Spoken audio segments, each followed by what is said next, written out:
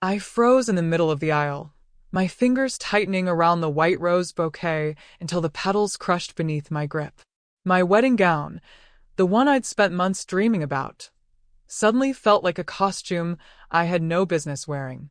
There she was, my sister, walking down the aisle, wearing my veil, wearing my dress, standing beside the man I was supposed to marry. The crowd rose in joy, thinking this was a surprise entrance. But I stood at the back, hidden behind the tall floral arch, watching my parents smiling proudly as if nothing was wrong. My heart pounded so loudly it drowned the music. My mother blew a kiss to my sister.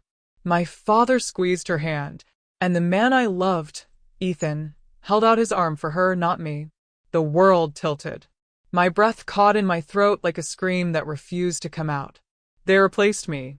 My own parents replaced me with my sister on my wedding day.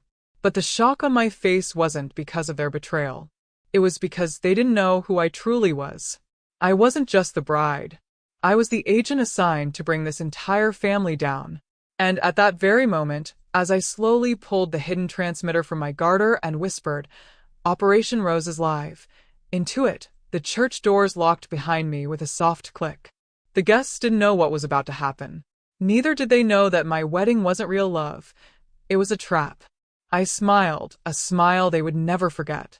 If you want to hear the rest of what happened next, like this video, watch it to the end, and subscribe so you don't miss what's coming.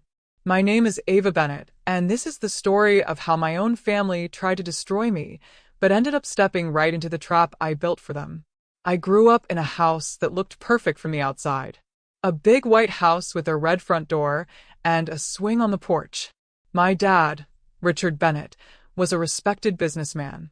My mom, Grace Bennett, was the kind of woman people called elegant. And then there was Lily, my sister, the golden girl. She had the smile that melted hearts, the charm that got her everything she wanted, and the talent to make everyone forget I even existed. I used to think we were a happy family, but that was before I learned the truth. When I was 14, I overheard my parents whispering in their bedroom.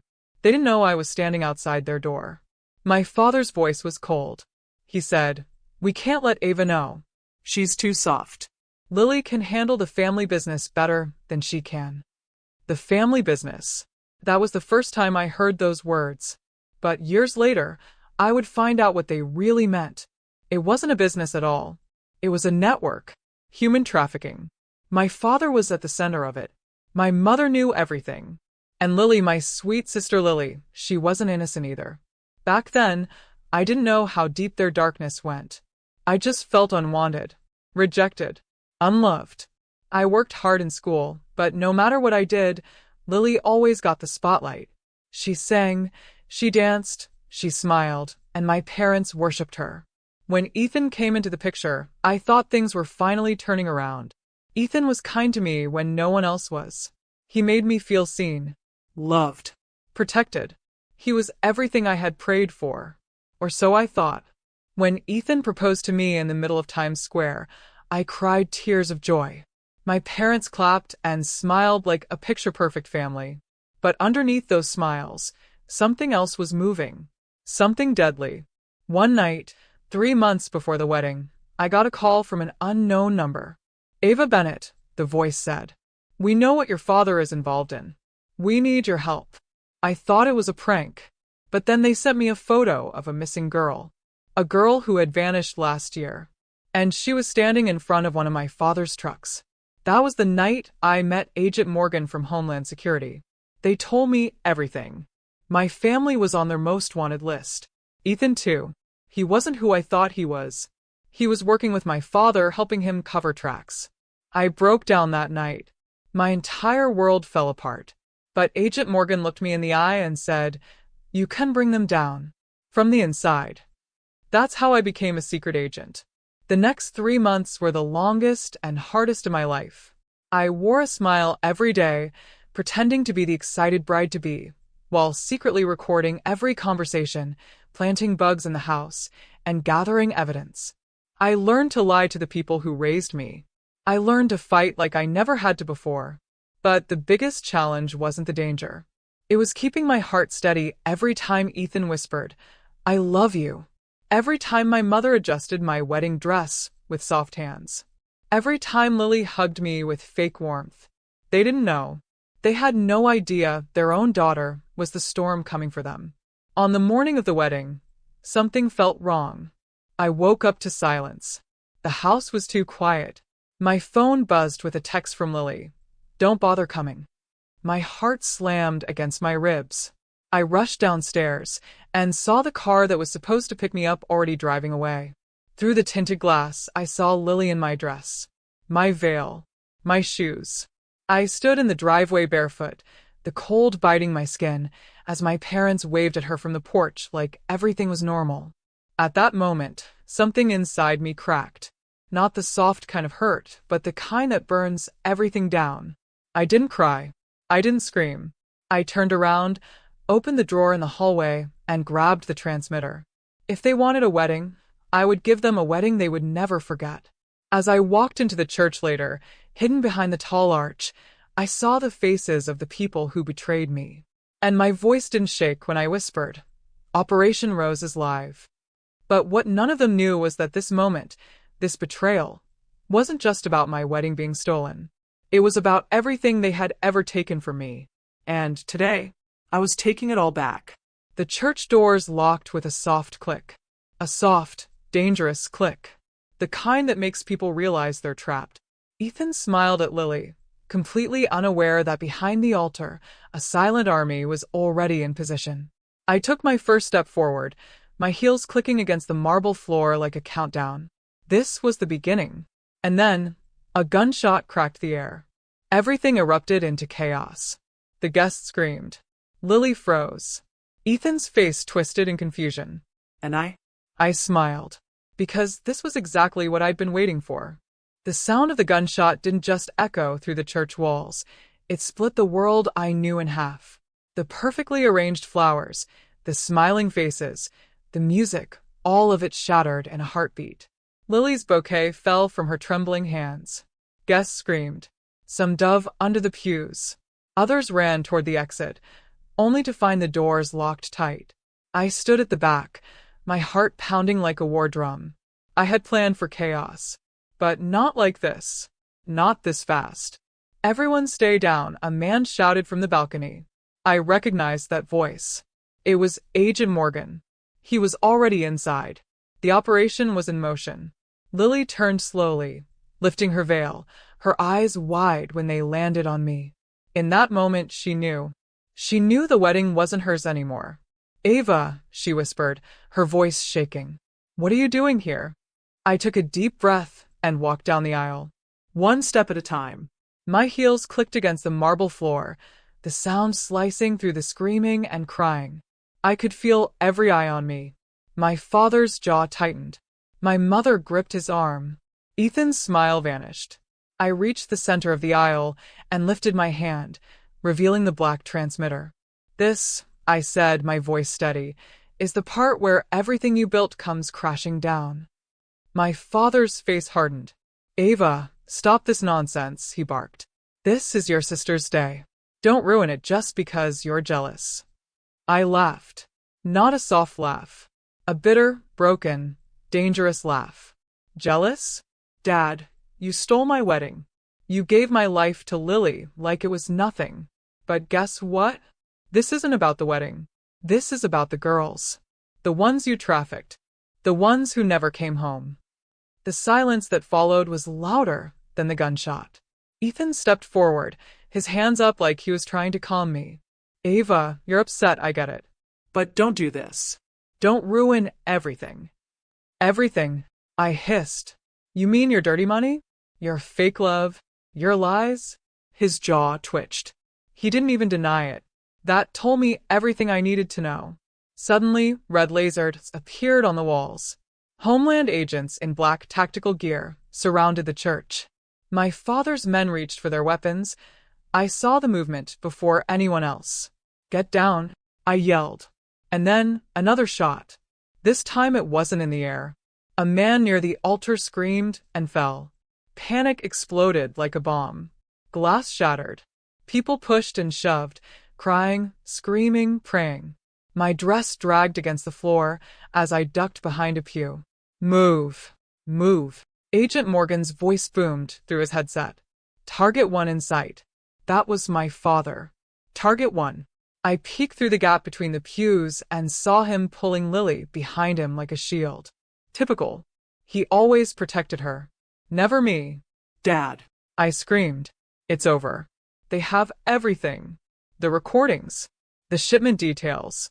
The offshore accounts. You can't run anymore. For the first time in my life, my father looked afraid. Not of me, but of losing control. You think you can destroy me? He snarled. You're nothing, Ava. You've always been nothing. Something burned in my chest.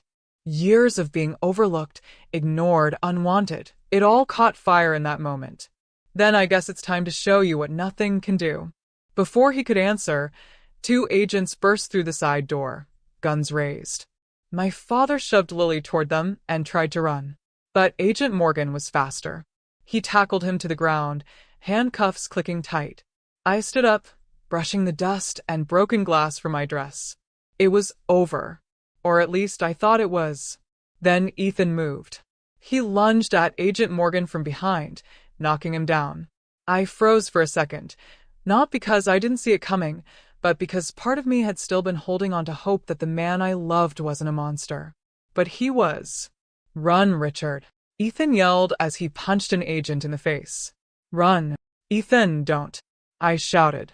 He turned toward me, his face twisted with anger. You think you can bring me down too? After everything I did for your family? For my family? I spat. You were part of their crimes. He grabbed a gun from the floor and aimed it at me. His hand was steady. Mine was shaking. But not from fear. From rage. I slowly raised my hands. You're not going to shoot me? I said. His finger tightened on the trigger. But before he could pull it, Lily screamed. She threw herself between us. Stop, she cried. Ethan, don't hurt her. The shot rang out. Lily collapsed. My scream tore out of me before I could stop it. She hit the floor, her veil slipping off, blood spreading across the marble like spilled wine. Ethan stared at her in shock. He hadn't meant to shoot her. But he did. Agents swarmed him in seconds. He fought like a cornered animal, but they forced him down. Handcuffs clicked. Someone shouted for a medic. I fell to my knees beside Lily. Her eyes fluttered open. Why did you come? She whispered weakly. Because, I said, tears running down my face. Even after everything, you're still my sister. Her hand trembled as it touched mine. She tried to speak again, but her voice was too soft. I felt the blood on my fingers. It was warm. Sirens wailed outside. The church doors burst open as more agents poured in. My father was dragged out in cuffs, screaming my name like a curse. Ethan was shoved into another vehicle, blood on his lip. And I was left kneeling beside the sister who betrayed me and who I had just watched fall. My heart was breaking, but the mission wasn't over. This was only the beginning.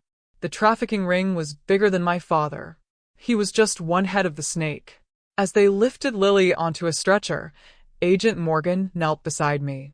You did good, he said quietly. But we're not done yet. There's someone else. Someone bigger. Your father answered to someone. I wiped the tears off my cheeks and looked at him. Who? His eyes darkened. Your uncle. My stomach twisted. Uncle Robert. The man who used to bring me ice cream when I was little. The man who told me stories about heroes. I stood up slowly, staring at the flashing red and blue lights outside. My wedding was gone. My family was broken. My sister was fighting for her life. But I wasn't done. Not yet. As the agents led me out of the church, one thought burned brighter than the flashing lights.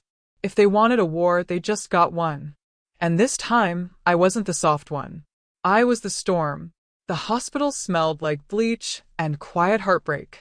Monitors beeped softly in the background. Nurses rushed down the hallways, and somewhere down the corridor, someone was crying. Lily had been in surgery for over 4 hours. The bullet had lodged dangerously close to her heart. I sat in the waiting room, still wearing my torn wedding dress. The hem was stained with dirt and Lily's blood. I hadn't moved since they rolled her in. My body was tired, but my mind was a storm, memories, plans, and pain colliding all at once. The door opened and Agent Morgan stepped in, holding a file and 2 cups of coffee. He handed me one. "You look like you haven't blinked in hours," he said. "I haven't," I whispered. "They got Ethan locked up. Your father's in federal custody." But he opened the file and pushed it toward me. "Robert Bennett. Your uncle. He's next. And he's not small time. He's the one pulling the strings." I looked at the photos. My uncle standing beside politicians, shaking hands with powerful men, running charity events that were nothing but a cover. For years, he'd been right in front of me, smiling, pretending, hiding the rot behind his perfect suit. "He's the one who gave the order," Morgan continued. "He wanted Lily to marry Ethan. Not you. Lily was always their golden child. You were the variable they couldn't control. That's why they tried to erase you from the picture." Erase me. That word sat on my tongue like acid. I clenched the cup, so hard it cracked. "Then I'll erase him first." Morgan gave me a sharp look. "Ava, this isn't a personal vendetta anymore. This is federal. Robert has deep connections. If we're not careful, we won't just lose the case. We'll lose our lives." I met his gaze, my voice low but steady. "Morgan, it's always been personal." Before he could reply, the surgeon came out. My heart jumped into my throat. "Miss Bennett?" he asked. "Yes," I whispered. "She made it through surgery. She's stable, but in a coma. We don't know when or if she'll wake up." I closed my eyes, fighting back the tears that burned behind them. Lily and I had grown up sharing secrets and hairbrushes. She betrayed me, yes. But I never wanted this. Morgan put a hand on my shoulder. "We bring Robert down. For her. For every girl they hurt." That night, I didn't sleep. I sat beside Lily's bed, listening to the steady beep of the machines. Her face was pale, her chest rising and falling slowly. I took her hand, cold and limp in mine. "You picked their side," I whispered. "But I still picked you." The next morning the plan began. We couldn't arrest Robert the normal way. He had eyes everywhere in law enforcement, in the courts, even in Homeland itself. If we went after him without proof, he'd crush us before we got close. So we had to get him to confess. "His birthday gala is in 2 days," Morgan said, pinning blueprints on the wall of the war room. "It's at his private estate. High security. Lots of VIPs. Perfect cover for whatever deals he's making. If we can get him talking about the network, even bragging, we'll have him." I studied the map carefully. "You need someone on the inside. Someone he trusts." Morgan shook his head slowly. "Ava, no." But I was already thinking it through. Robert adored me when I was little. He called me the clever one. I could use that. Pretend I was broken after everything that happened. Pretend I wanted to join him. "You said he sees me as the variable he couldn't control," I said. "Let me make him believe he finally can." Morgan exhaled hard, rubbing his temples. "You understand if this goes wrong." "I know." I cut him off. "I die. Or worse. But if I don't do this, he wins. And if he wins, Lily's blood means nothing." He finally nodded. "Then we do this by the book. No hero stunts. You wear a wire. I'll have snipers, undercover agents, and exit teams in position. You're the bait. We catch the monster." I gave him a cold smile. I've been the bait my whole life. Now, it's their turn to choke on it. 2 days later, Robert Bennett's estate looked like something out of a movie. A grand mansion wrapped in fairy lights, lined with black cars and well-dressed people. Security was everywhere. Hidden cameras, bodyguards, and beneath all that glamour, evil. I walked through the entrance in a black evening gown, my hair pinned up, my earpiece almost invisible. My heart was steady, not calm, just steady. When Robert saw me, his face lit up with a smile that used to make me feel safe as a child. Now it made my skin crawl. "Ava, my darling niece," he said, kissing my cheek. "I didn't think you'd show up." After everything that happened at your almost wedding. I forced a soft, broken laugh. You replaced me. They replaced me. So, why not stand with the winner? He raised a brow, clearly impressed. Spoken like a Bennett. Perhaps you finally understand your place in the world. Oh, I understood more than he could imagine. As the night went on, I played the part of the lost, bitter niece. I let him feed me lies. I let him talk. And, oh, he loved to talk. He boasted about the network, about how Ethan was just one piece, how Lily was always meant to be the perfect bride for power. Every word was transmitted live to Morgan's team. I just needed him to say the one thing that would seal his fate. Then he leaned closer and whispered, "This family will never bow to anyone. If your sister hadn't been shot, she would have been the perfect queen. But don't worry, Ava. There's still a place for you in my empire. All you have to do is say yes." My stomach turned. I looked him in the eye. "And if I say no?" He smiled, the kind of smile that promised death. "Then you disappear like the others." That was it. "Got it," Morgan's voice whispered in my ear. "We have enough. Stand by for breach." But something shifted. Robert snapped his fingers, and suddenly 2 guards grabbed my arms from behind. He leaned in close, whispering into my ear, "Did you really think I wouldn't check for a wire?" Cold steel pressed against my ribs. My pulse roared in my ears. The trap had just flipped. The ballroom doors slammed shut. "Agent Morgan," Robert said, looking straight at one of the hidden cameras. "I know you're listening. If you want your little doll back alive, come get her. Let's make this fun." Panic jolted through the comms. "Ava, stay calm," Morgan said. "We're moving in." But my uncle wasn't bluffing. I could see it in his eyes. The game had changed. And I wasn't just bait anymore. I was the prize. He dragged me toward the back of the mansion, down a narrow hallway that smelled like damp concrete. A hidden basement. The kind where people entered but didn't come back out. I struggled against the guards, but they were too strong. My heels scraped against the floor as they pulled me deeper into the darkness. My heart pounded, but my mind was sharp. If Robert thought I was the same soft girl they used to ignore, he was about to learn how wrong he was. And as the elevator doors closed behind us, sealing me inside the belly of the monster, I whispered to myself, "You're not the hunter tonight, Uncle Robert. I am." The elevator sank deep beneath Robert's mansion, the walls humming softly as if they knew the secrets that lived below. My wrists burned where the guards gripped me. My breath fogged in the chilled air. And even though my heart thundered inside my chest, my mind was crystal clear. This was it. The endgame. When the door slid open, a sharp, icy draft hit my face. The basement wasn't just a basement. It was a maze. A long corridor lined with steel doors, flickering lights, and the faint echo of water dripping somewhere in the darkness. It felt like the kind of place hope came to die. Robert walked ahead with his usual calm, like a king leading a parade.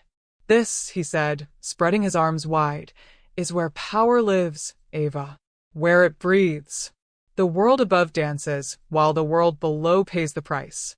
I glared at him, refusing to give him the satisfaction of seeing fear. He turned to face me, his smile as cold as the concrete walls. "You could have ruled beside me, but instead, you chose to betray your blood." "Blood doesn't make you family," I said. "Loyalty does. And you never had any." His smile twitched. For the first time, I saw a crack in the mask he'd worn all my life. He gestured to one of the guards. "Put her in cell 3. I'll deal with her when the guests leave." They shoved me down the hallway. My heels scraped the floor, but I didn't fight. Not yet. I let them drag me, because fighting too early would blow the one card I still had hidden. As they pushed me inside the cell, I stumbled and fell to my knees. The door slammed behind me with a heavy clang. The small room smelled of rust and old secrets. Chains dangled from the walls. I could almost hear the cries of the girls who had once been trapped here.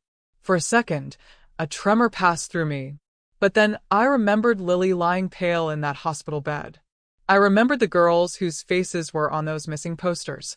I remembered the years they treated me like I didn't matter. I mattered now.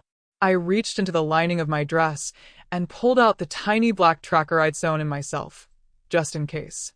I pressed it twice. A silent signal. The countdown had begun.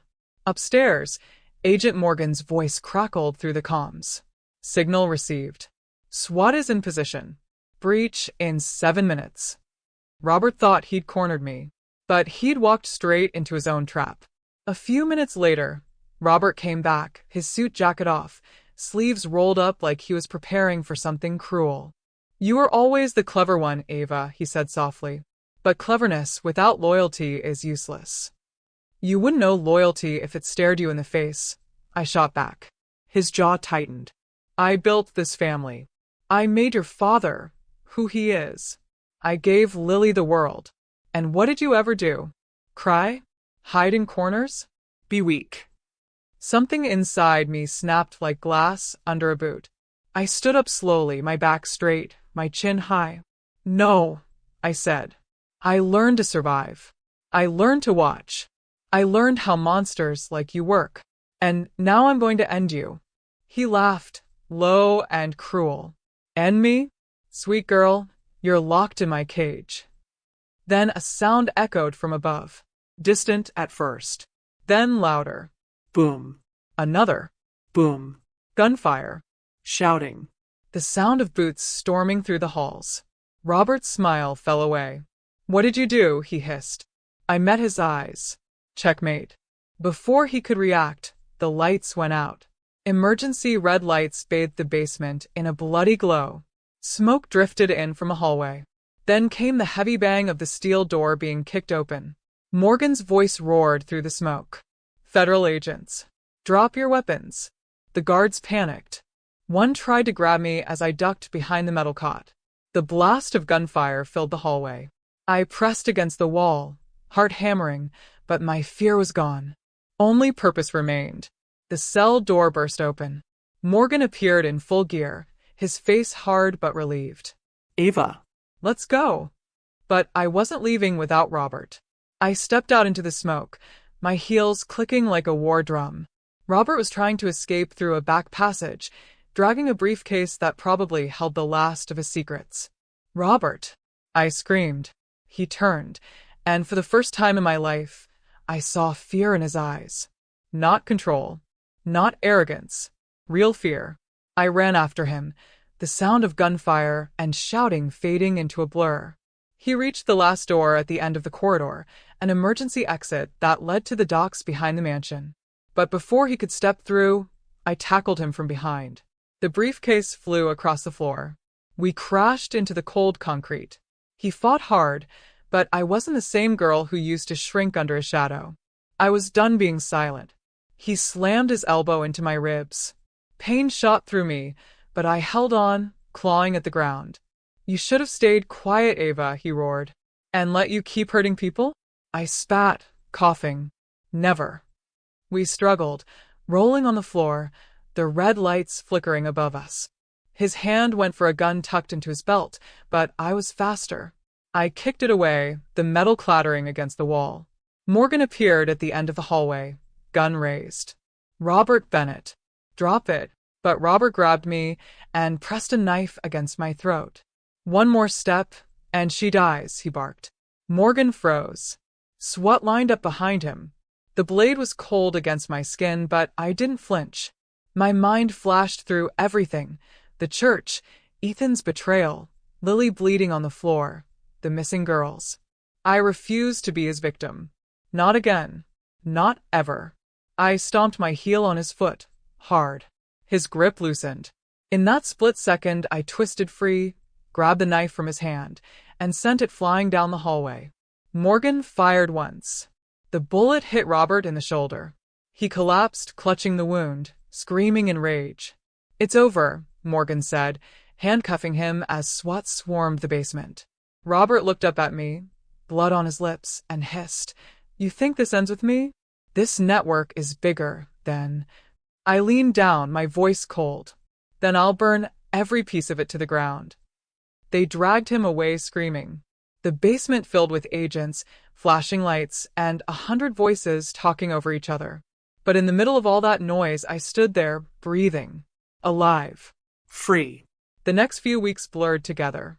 Robert, my father, and Ethan were charged on multiple counts: trafficking, conspiracy, corruption. Their faces were on every news channel in the country. The Bennetts, the perfect family, exposed as the monsters they really were. The girls they trafficked were found. Some were still alive. Some weren't. But the network was falling apart one piece at a time. And Lily finally opened her eyes. The first time she whispered my name from that hospital bed, I broke down crying. She wasn't the same golden girl anymore. Her world had shattered too. But she held my hand and whispered, "I'm sorry." I forgave her. Not because she deserved it, but because I needed to be free from the weight. Months later, I stood on the steps of the courthouse, the wind brushing against my hair. The world knew my story now, not as the forgotten daughter, not as the girl they tried to replace, but as the woman who brought them down. I looked up at the clear blue sky and whispered, "This is for every girl they tried to break." And somewhere in the distance, sirens wailed, but this time, they weren't coming for me. They were coming for the monsters, because I had become the storm that swallowed them whole.